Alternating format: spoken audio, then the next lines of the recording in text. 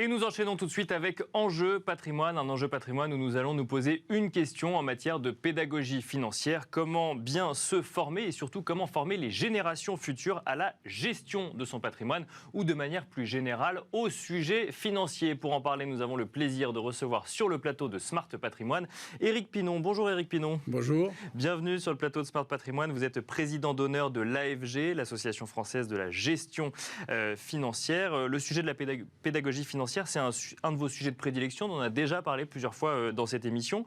La question qui revient souvent, c'est quand est-ce qu'il faut commencer à enseigner sur le sujet. Vous-même, vous nous disiez d'ailleurs sur le plateau que enseigner le plus tôt possible est sûrement la meilleure façon d'apporter de la pédagogie financière. Oui, effectivement. Bonjour à tous. J'ai la lourde tâche, si je puis dire, confiée par mon successeur et par l'AFG de m'occuper de ce sujet de pédagogie.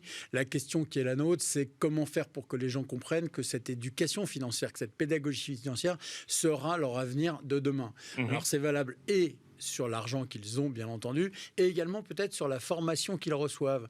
Donc ma question est toujours la même. La boutade que je fais, c'est est-ce qu'il faut commencer en CM2, en 3e, en terminale ou dans les grandes écoles. En fait, il y a plein de projets. Et il y a entre autres un projet qui est en train de se mettre en place autour de 3 ministères, l'économie finance, l'éducation nationale et la solidarité, et qui va permettre, dès la 4e, de façon générale en 2024, et partielle, moitié des classes de 4e, avec l'aide des professeurs, de faire avancer cette pédagogie et cette éducation financière. Qui aura deux objectifs, enfin à notre avis deux objectifs, et là je parle dans la mission que l'AFG me confie, celle de motiver peut-être des gens à devenir des conseillers, des bons gérants, des gens qui vont connaître un peu mieux que les autres la finance et donc aider nos concitoyens. Bien sûr. Et puis de l'autre côté, que l'ensemble de la population se prenne en charge avec les différentes réglementations, réformes qui vont être mises en place. La retraite en est une, mais ce n'est pas la seule. Il faut qu'on commence à se dire que l'État ne peut pas tout faire. On l'avait déjà dit, je le redis. Donc il faut que l'épargne des uns et des autres aille sur le long terme. Alors il y a justement des questionnements qui reviennent régulièrement quand on gère son patrimoine aujourd'hui, donc d'inflation ou encore de retraite. Mais là, ce que vous nous dites, et on va en parler, mais là, ce que vous nous dites, c'est qu'on pourrait avoir des cours de finance, entre guillemets, ou des cours de budget, ou des cours de gestion de son budget dès le collège. Exactement. Alors en fait, je crois que le premier travail va être celui du budget. Vous avez raison d'insister là-dessus. C'est-à-dire, est-ce que déjà l'argent que je reçois me suffit pour équilibrer les dépenses que je mets en place? D'accord. C'est visiblement pas le cas de tout le monde, bien entendu. On le voit avec les efforts qui sont faits par le gouvernement ou par toutes les sociétés qui augmentent la rémunération à cause de l'inflation en particulier. Mais c'est vrai qu'on va essayer de faire comprendre aux gens qu'ils ont un délai qui est celui de se dire, voilà, il faut que j'apprenne à gérer mes flux. D'accord. Là, si on parle comptabilité, mes flux d'entrée, mes flux de sortie. Alors ça, c'est du budget, mais c'est également, il faut, et le mot scientifique, c'est la propension à épargner qui reste à la sortie, il faut qu'il y ait un peu d'argent, il faut qu'il y ait un peu de capacité de chacun de mettre pour les années à venir. Pourquoi ? Parce qu'on vit plus vieux, on vit pas toujours malheureusement en bonne santé, et qu'il faut avoir, en plus de la retraite qui nous sera versée, et il y aura une retraite si on décide effectivement de sauver la fameuse mutualisation retraite. Je ne vais pas faire de politique ici sur la retraite, mais une chose est sûre, c'est que nous espérons, et l'AFG y participe de façon active, que, et au niveau des études, bien entendu, et au niveau de la compréhension par le grand public, l'éducation financière, la pédagogie financière passe par « j'ai compris que épargner, ça peut se faire » avec le problème, et je parle de ça puisque c'est à la une des journaux, le livret A a augmenté. Bien sûr. Il va augmenter, ça a été décidé, mais il va augmenter. Déjà en août de 1 à 2, il augmente de 2 à 3, non pas de 3,3 comme on aurait pu l'imaginer, mais malgré tout, l'inflation est à 6, donc ça veut dire que la spoliation de l'épargne, la perte de revenus est effectivement toujours de 3. Donc si c'est du placement long, il y a peut-être des choses à faire et c'est là où l'AFG souhaite travailler sur ces épargnes long terme dans lesquelles nous avons beaucoup participé avec le PER par exemple. C'est justement, est-ce que le sujet de pédagogie financière revient sur le devant de la scène, entre guillemets, pour un certain nombre d'épargnants, du fait de questionnements sur le niveau de revenu qu'on peut avoir à la retraite ou du fait d'une inflation aujourd'hui qu'on constate directement dans la gestion de son budget, où ça doit amener finalement un questionnement sur quel argent je place aujourd'hui pour sécuriser des revenus demain, par exemple. Exactement. Je crois que le gros problème de l'épargnant français par rapport à l'épargnant, j'allais dire anglo-saxon et américain en particulier, c'est qu'on a une vision très court terme des revenus, sous-entendu des flux financiers annuels, alors qu'on peut faire de l'argent avec des risques de stress, j'allais dire, de volatilité, d'observation oui. de marché incertain. Mais sur le CAC 40, par exemple, prenons le CAC 40, début 2022, le CAC est à 7100. Il fait un trou d'air violent jusqu'à 5009 et nous sommes, à l'heure où nous parlons, en ce début janvier, ce mi-janvier 2023, revenus à 7100. Donc, effectivement, si on fait du placement long, on n'a pas ce stress-là. On réduit le stress de voir son argent partir en fumée, si je le dis ainsi. Mais on le réduit si on ne regarde pas tous les jours la bourse. D'accord. Mais si on n'a pas éduqué les gens, si on les a habitués à avoir des flux courants ou des flux constants, l'emprunt Pinet était un taux perpétuel, par exemple. Je parle de ça, une période que vous n'avez pas connue, et moi je l'ai connue à peine. Mais on est dans une situation où il faut redonner cette éducation du placement long en parallèle du placement court. Et je crois que tout le travail que nous devons faire, que les conseillers doivent faire et surtout que les asset managers doivent faire, et j'avais déjà employé cette phrase, je vais la remployer, nous ne sommes pas des vendeurs de produits de gestion, nous sommes vendeurs de solutions de gestion ou d'épargne. Et je crois que c'est ça que l'éducation doit mettre en place. Alors, aujourd'hui, l'investissement reste quand même un sujet encore un peu nébuleux pour un certain nombre de Français. D'ailleurs, vous l'avez rappelé, on commence par travailler sur la gestion du budget avant de parler d'investissement. Comment, si on reste sur le sujet jeunesse, avant d'aller peut-être de manière un peu plus générale, comment bien former cette jeunesse ? C'est-à-dire Pour moi, la première solution, je sors ça depuis quelques mois maintenant, c'est que dès que, si on a la chance de pouvoir donner un peu d'argent de poche, comme on dit, à nos enfants, dès qu'on leur donne l'argent de poche, alors ça peut commencer à la 6e, 7e.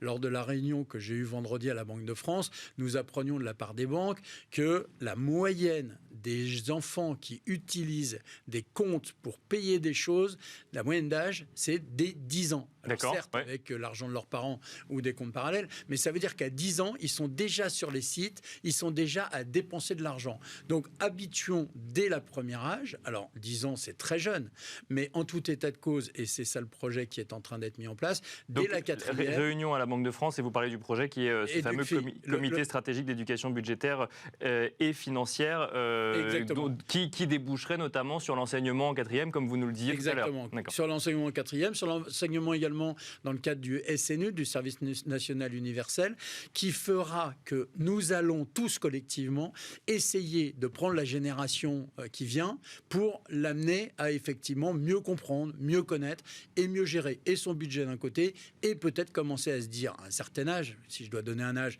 à quel âge faut-il épargner pour sa retraite ? Aujourd'hui, je pense que dès 25-30 ans, c'est-à-dire dès qu'on commence à travailler, même si c'est mettre 5 ou 10 euros par mois, c'est pas grave, ça commence à donner l'envie de faire et je crois que c'est important. Alors là, on mentionne des sujets qui sont avant tout de performance financière ou en tout cas de gestion budgétaire ou d'anticipation de revenus futurs. Il y a un sujet qui est beaucoup porté par les nouvelles générations, justement quand on parle d'investissement. Alors des nouvelles générations peut-être qui s'y connaissent un peu plus déjà en matière d'investissement, c'est tous ces sujets ESG, finance à impact, investissement à impact. Est-ce que là aussi ça doit rentrer dans le cadre de cette pédagogie financière ? C'est évident, mais ce qui est évident et ce que dit Philippe Sedbon, le président de l'AFG qui m'a succédé et qui l'avait dit en étant vice-président à mes côtés, c'est qu'il n'y a plus de finance s'il n'y a pas de finance solidaire. ESG, sustainable. Qu'est-ce que veut dire sustainable en anglais ? Ça veut dire de l'investissement durable. Et je crois que tous les gens maintenant qui vont épargner vont demander que l'argent qu'ils nous confient, que l'argent que nous avons la charge de gérer pour eux, soit de l'argent qui soit à destination. Destination du E, pour l'environnement. Bon, ça, c'est en grande partie fait. Du S pour la solidarité et tout ce qui est le social, c'est-à-dire l'égalité homme-femme, etc. Et puis du G pour la gouvernance, pas d'exagération au niveau des entreprises. Donc il n'y a plus d'opposition entre finance et finance solidaire, c'est ça ? Je crois qu'il ne peut plus y en avoir. Pourquoi ? Parce que vous l'avez dit, la demande des clients, des investisseurs, des épargnants, c'est « je vous fais confiance pour faire que l'argent que je vous confie aille à bonne destination ». Et je crois qu'aujourd'hui, les articles que nous avons faits, que l'AFG a fait, que Philippe Sedbon déjà cité, a fait, c'est nous sommes obligés, non pas parce que on nous l'impose, mais parce que nous le souhaitons, de montrer à nos clients, à ceux qui nous font confiance, qu'on va vers cette destination-là. Alors, si on élargit un petit peu le sujet, alors effectivement, il y a toutes ces initiatives qui sont portées donc, par les ministères, par l'AFG ou par d'autres acteurs pour former finalement la jeunesse à l'éducation financière. En revanche, il y a un certain nombre de gens qui, aujourd'hui, considèrent qu'ils pourraient être mieux formés sur les sujets ou alors partent du principe qu'ils ne connaissent pas suffisamment les sujets financiers. Si je vous pose la question comme ça, peut-être un peu concrète, mais comment faire pour aujourd'hui améliorer sa connaissance du sujet, mieux se former sur tous ces sujets financiers? Alors, il y a un certain nombre de choses qui existent déjà mal connues et on va essayer de communiquer un peu plus. Quand je dis on, c'est l'ensemble des acteurs. Il y a des jeux, par exemple, des sites internet qui permettent, alors il y a bien entendu les deux produits de la Banque de France, entre autres sur mieux investir, etc. Et puis, il y a surtout, on devrait, et c'est ce qu'on va essayer de faire, c'est la mission que l'AFG m'a confiée, mais que je vais mettre en place avec les équipes et avec les membres de l'AFG, c'est d'aller directement dans les universités, d'aller directement peut-être dans les entreprises. On a très bien fait ça pendant quelques années sur l'épargne salariale, qui est un très très bon type de placement. Les gens qui sont en épargne salariale sont plutôt en investissement long. À l'inverse, on ne l'a pas fait sur l'épargne de base, si je puis dire. Et donc, nous allons essayer, dans le cadre des écoles de commerce, dans le cadre des formations de Master 1, Master 2, comme on dit aujourd'hui, et bien entendu, 4e et SNU, c'est ce que j'évoquais avant, d'être des acteurs. Moi, par exemple, en juillet dernier, avec une partie des équipes de l'AFG, nous avons fait des après-midi avec les jeunes, donc de 16 à 22 ans, qui étaient dans le SNU, donc le service, encore une fois, national universel, pour leur dire, voilà, un intérêt composé, ça se passe comme ça. Un prêt, il faut faire attention parce que ça peut être un flux comme ça, etc. Avec cette vision et budgétaire, encore une fois d'un côté, et financière. Pourquoi ? Parce que s'ils ne prennent pas conscience qu'il va falloir, avec la durée de vie longue que tout le monde leur souhaite, mais bon, les chiffres sont là. Nous vivons à peu près jusqu'à 80 ans de façon a priori presque certaine, sauf maladie exceptionnelle. On est dans une situation où on veut travailler là-dessus. Et deuxième point, et c'est un point important de la mission, d'essayer de faire comprendre aux jeunes que d'aller faire de la finance, c'est pas uniquement faire des tables de marché, faire des fonds d'investissement. C'est ce que j'allais dire, c'est que finalement ce que vous dites, c'est enseigner à ceux qui vont travailler dans la finance, mais uniquement à eux, pas au reste des étudiants. Il faut évoquer à tous les étudiants, mais il faut donner l'envie à certains de se dire la finance, ce n'est pas que du jeu ou de l'amusement, c'est aussi du service à mes collaborateurs. C'est un métier de service.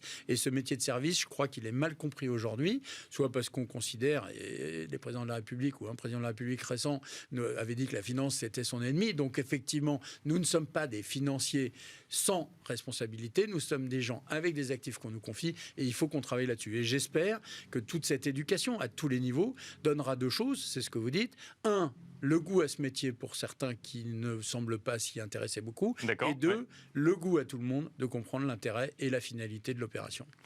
Dernière question de manière très individuelle, ou en tout cas d'un point de vue particulier ou individuel. Quel risque à ne pas s'intéresser à ces sujets parce qu'on les considérerait comme trop compliqués? Alors, je crois que le risque est déjà de premier niveau et l'autorité des marchés financiers et la CPR s'en font écho. C'est le risque effectivement des arnaques, c'est le risque des mauvais placements, c'est le risque de faire rêver par ce qu'on appelle aujourd'hui les influenceurs, où on vous finit par vous faire croire que si vous faites tel type de placement, vous allez gagner quoi qu'il arrive 15% par an. Ce n'est pas possible. Ça n'existe pas d'avoir une linéarité de 15% par an. Donc le premier risque, c'est je connais pas, je sais pas, et donc je vais faire confiance à des gens qui peuvent ne pas toujours être honnêtes. Je n'accuse personne ou tout le monde. Bien sûr, ça c'est le premier point. Le deuxième point, qui est un point important, c'est que encore une fois, la vie va être longue.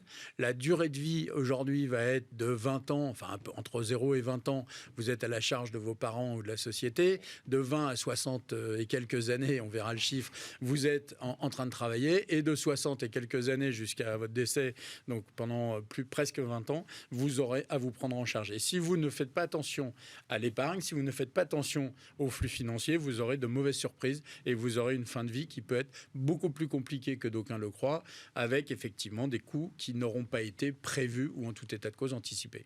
Merci beaucoup Éric Pinon d'être venu sur le plateau de Smart Patrimoine. Je rappelle que vous êtes président d'honneur de l'AFG. Merci beaucoup. Merci à vous. Merci à vous de nous avoir suivis et je vous donne rendez-vous très vite sur Bismart pour un nouveau numéro de Smart Patrimoine.